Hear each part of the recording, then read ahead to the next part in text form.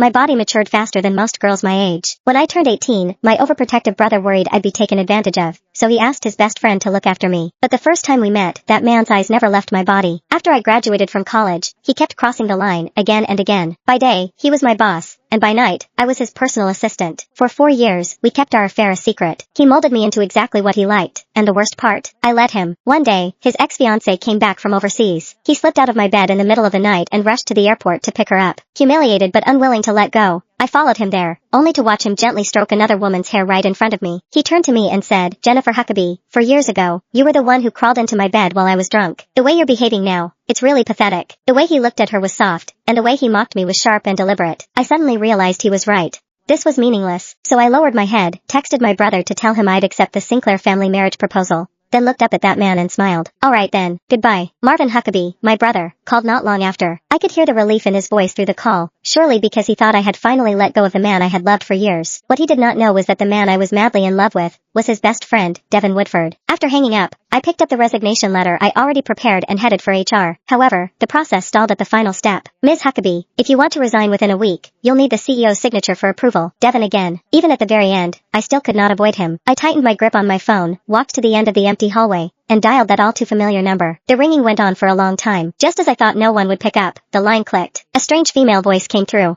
"Hello? Looking for Devin? He's in the shower." In the shower. Those 3 words stabbed my chest like 1,000 poison needles. Nonetheless, my voice stayed calm, almost unnaturally so. "No need, thank you." Before she could say anything else, I hung up. The screen went dark, reflecting my pale face. Less than 2 minutes later, my phone buzzed violently again. I stared at Devin's name on the screen for several seconds before answering. "Did you need something?" His tone was businesslike, cold and detached. Just last night, this same man had been on top of me, whispering my name intimately over and over again. My fingers whitened around the resignation letter. "Mr. Woodford, there's a document that needs your signature before the process can go through." He gave a low hum of acknowledgement, then added, almost as an afterthought, "Oh, right. Stop by later and pack up the rest of your stuff. She's moving in. The apartment in the western suburbs is empty. You can stay there. I promised Marvin I'd take care of you." For years ago, he pulled me into his bed while drunk, tossing me the charity of being his bedmate. For years later, under the excuse of loyalty to his best friend, he was offering me a place to live. His carefully considerate gestures were so absurd, they almost made me laugh. "That won't be necessary, Mr. Woodford," I said, forcing a smile. "I'm an adult. I can take care of myself." Once he signed the resignation form and I finished my last handover, the ridiculous 4 years between us would finally come to an end. Me? I was getting married.